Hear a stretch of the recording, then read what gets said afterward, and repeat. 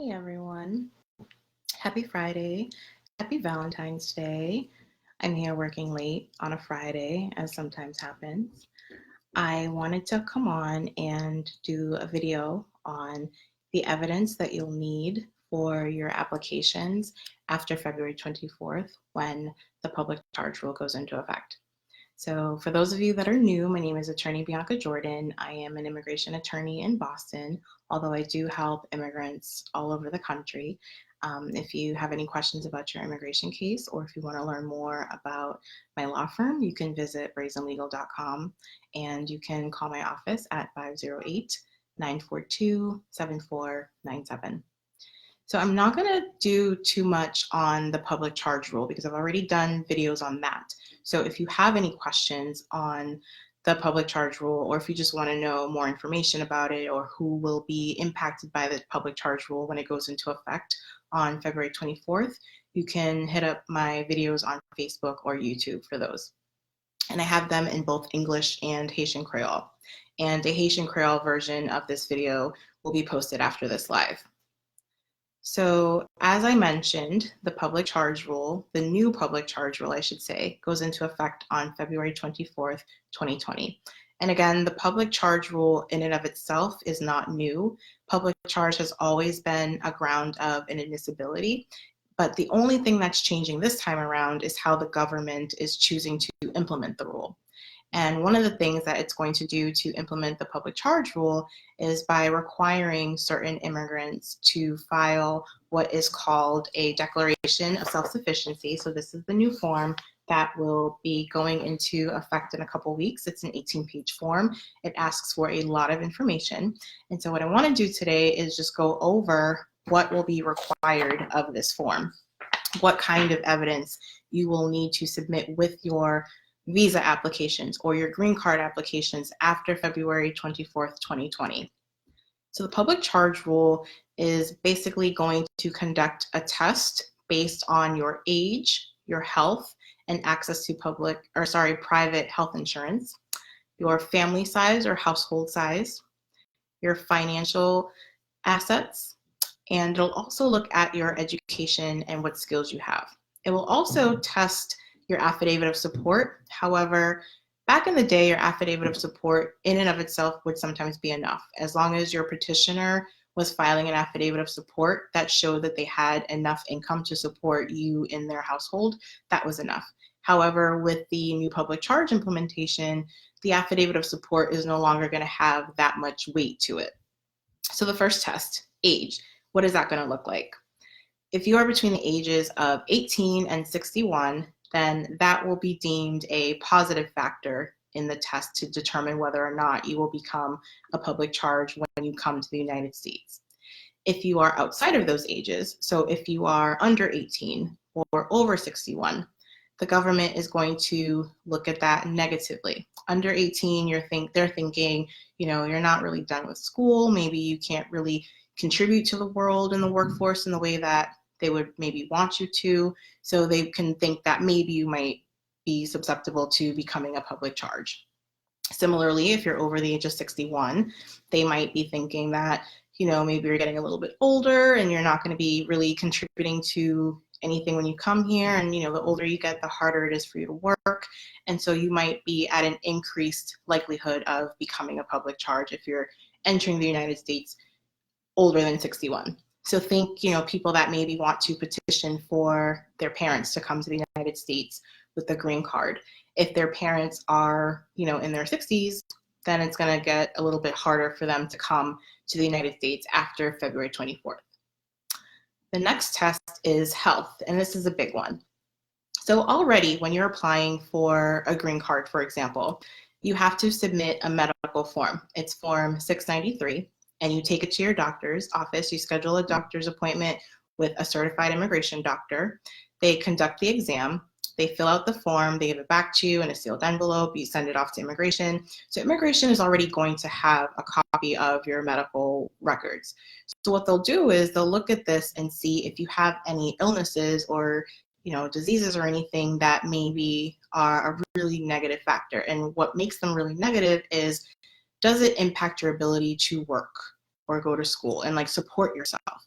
And so if you have a medical illness that does impact your ability to go to work or school, then immigration is going to look at this negatively. Additionally, they're going to look at what kind of insurance you have. If you have insurance, if you have public insurance, then it could be deemed a negative because it's looking at you as a public charge because you have this illness and you're relying on government assistance to help you take care of yourself for health insurance. But if you have private insurance through an employer, then that could be a positive factor in your favor, even though you do have this illness that could possibly be impacting your ability to work.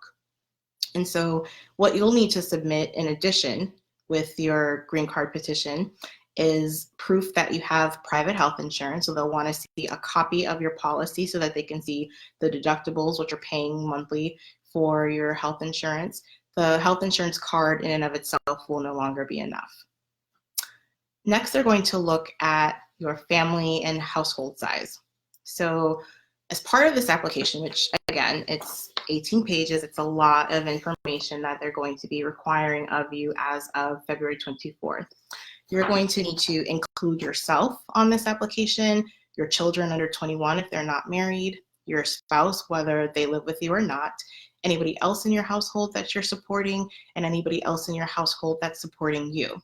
In addition to including all of these people on your application, you'll also need to include their names, their dates of birth, their A number or their alien registration number. You'll also need to include their financials. So you'll need to include information such as their tax transcripts. So it's a lot of information that you will need to include on this application, not just information about you, but also information about the people that are living in your household. And so what immigration will do with this information is they'll tally up to see how many people are in your household, how much money is coming in, being earned as far as income in that household, and they will determine whether that amount is enough to support all of the people that are living in your household, or whether they think that you're likely to become a public charge because the income is not enough to support all the people that are living in your household. The next thing that they're going to look at is your finances. So I already mentioned that you're going to need to submit your tax transcripts and tax transcripts for the people that are living in your house. You'll also need to include information about your finances. So you'll need to include your bank statements for the last 12 months. So the 12 months prior to when you're filing your green card petition, you'll need to include that with your application. You'll also need to include a copy of your credit score and credit report because immigration will now want to see what your credit is looking like. They want to see how much debt you have. Do you have a lot of credit card debt? Do you have a car loan? Student loans don't count, but if you have a lot of credit card debt or if you have car loans, they want to see what your debt is looking like. They want to know if you've ever filed for bankruptcy. If you have a low credit score or maybe a bad credit history, they're going to want an explanation as to why your credit is like that. So you'll need to submit a lot of information, a lot of financial information as part of this application process. You'll need to submit proof of your assets. So if you own property, you'll need to submit a copy of the deed. You'll need to submit a copy of the mortgage and a recent appraisal. It's a lot of information that you'll need to submit with your applications after February 24th, 2020. Lastly, they're going to look at your education and your skills. So they want to know that when you come to the United States, you can hit the ground running and really contribute to the economy and the country by way of your education and work. So they'll want to know things like, do you have a college degree? Do you have a high school degree? Can you speak English? They will want proof of this. They will want proof of your degrees if you got them here or if you got them overseas. If you have taken any certifications to learn English, they'll want to know that as well. So they'll want to know that you have the education and skills to really be able to work in the United States, which will decrease your likelihood of becoming a public charge. And also they're going to ask you what public benefits, if any, have you received in the past. And so they'll want to know things like, did you ever receive SNAP benefits or food stamps or Medicaid, things like that. They will want a list of all the benefits you've ever received in a certain period of time.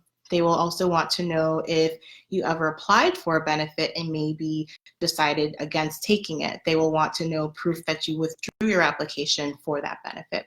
So they're going to be asking a lot of information on applications filed after February 24th, 2020. That's 10 days away.